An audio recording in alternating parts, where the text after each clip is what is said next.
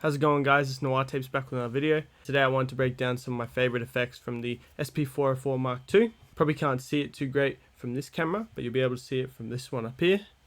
Hello. Trying to mess around with the new setup. Anyways, so first I have this beat I made. I actually made this one of the few beats I made on the SP404, just completely by itself, and I just saved it here. And so I'll play that first, and I'm going to break down my three favorite effects. My three favorite effects on here are the isolator, the DJ effects looper, and the lo-fi. And I'll show them all with the same beat to give you some examples how they sound. But this is the beat here first.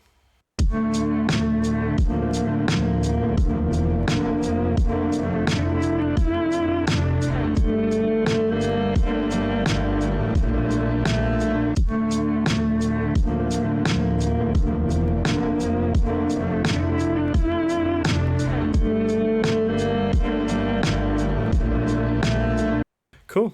You know, nothing crazy, it's just a loop. Doesn't even have any extra kicks or anything. It was completely made on here. I don't remember when I made it. I don't know what the sample is. I have no clue. It's just on here, and I was like, it sounds alright, and it'll do for the purposes of the demonstration. So, first I'll show you the isolator. So I'll play the beat, and I'll turn on the isolator, and I'll play around with the parameters a bit, and give you a breakdown of what they do.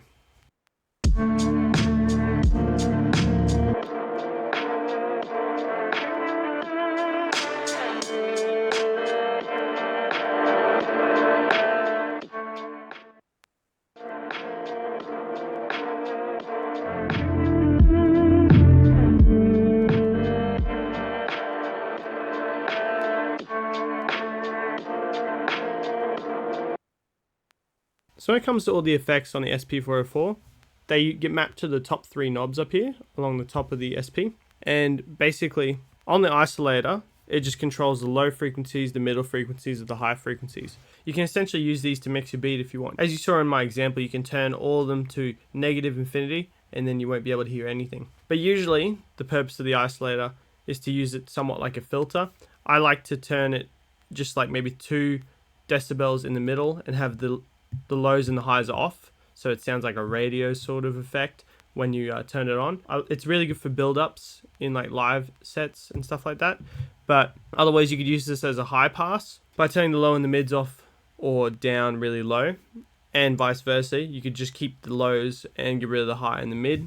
It's versatile like that, that's why I like it. But yeah, I usually use it. It's up in my presets here, and I just turn it on and leave the middle just to get that radio effect.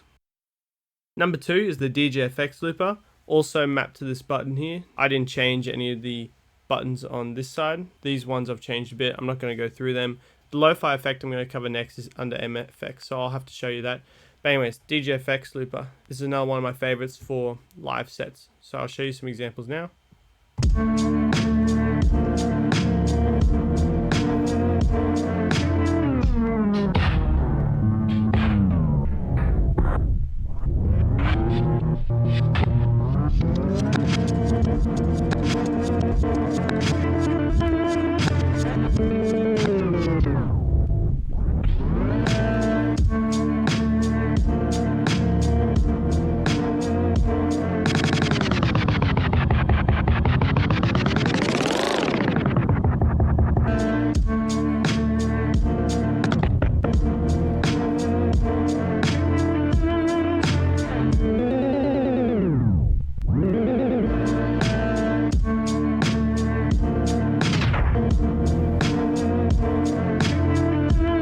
So when it comes to the DJ effects looper, you've got a few options here. The middle one being the speed. I'll cover this one first because it's pretty simple. Basically, if it's at 100, it's going to run normally. Nothing's going to change. As you turn it down, it cuts the audio incoming into sections and repitches it. As the beat's playing and the audio is coming in, it just elongates every section as you turn down the speed. So it sort of feels like it's skipping to the next part. And that's based on the BPM. And then when you hit 0, it's going to stop completely, and then if you go negative, it goes in reverse, which is a really interesting effect. Easiest way to use that is just like a wind down effect. Basically, you just turn it down and then stop the sound rather than trying to get it on 0, because you'll probably end up getting it on -1 or something. It'll be this really weird bass sound that's like you won't be able to hear it, but you'll hear it on club speakers. So the way I use it, I just turn the speed down and then as it gets close to 0, just turn off the sound. So it's like it's faded out. On the right side, you have the on and off. That's going to affect the loop length here. So basically it will keep repeating the audio when you turn it on. And on the left side, you can control the length of this audio. So you noticed in my example, I would turn it to quite a smaller length and then turn on the loop, and it would repeat really quickly. And then as it starts repeating, turn down the length so it gets longer. I think it's quite an interesting effect. So it goes like, and then you turn it off real quick. So basically I always go turn it up, turn it on, bring it down, turn it off, and it produces this effect. I think it's really interesting, like sort of almost like a spin down effect, but it's more better for just a stutter, something to add a bit of variety to a set, you know. And the last effect I'm going to show you that is one of my favorites is the lo-fi effect. I don't normally use this in live sets per se. I prefer to use the lo-fi effect when I'm using the SP404 as an audio interface for incoming audio, right?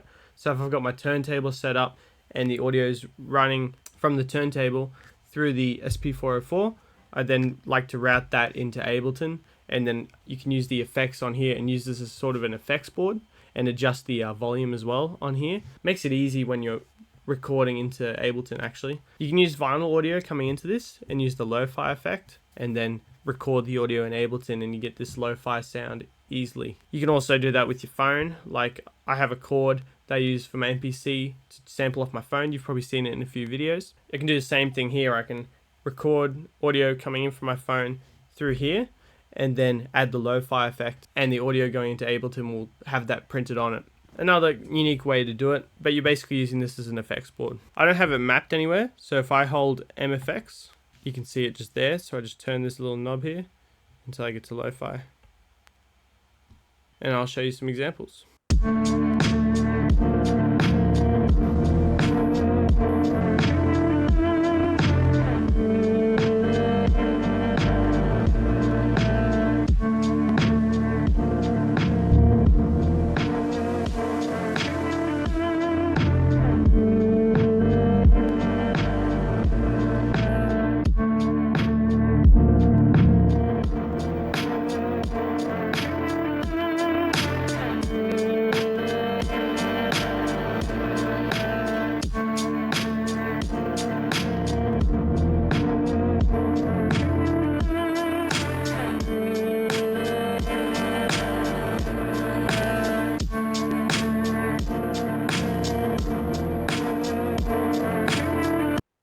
This effect may look a little bit complicated because of some of the terminology used, but it's pretty simple. Basically, we have the lo-fi type. You've got up to 9 different types. You just go through these to flavor, pick which one you want. The tone should stay at 0, and then if you turn it up, it's going to remove bass frequencies.